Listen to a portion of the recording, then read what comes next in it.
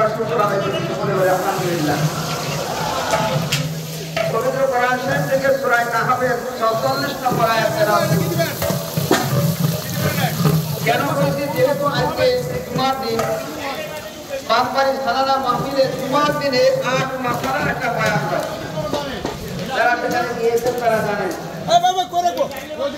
সবাই যেহেতু কম, এই ৮ মাসালার উপর একটি কথা আমার বলে আমার বক্তব্য শেষ করতে। ভাইরা, এই ৮ মাসালা হলো এমন একটা নিয়ামত যে আল্লাহ রাব্বুল আলামিন মুরশিদ বলছেন,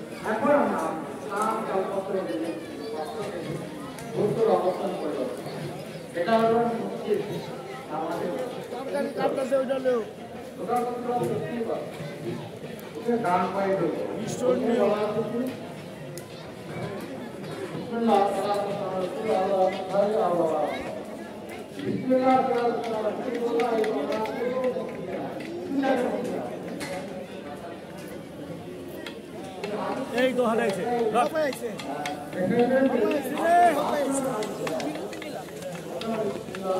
দেশি হবে খাওয়াইছি নি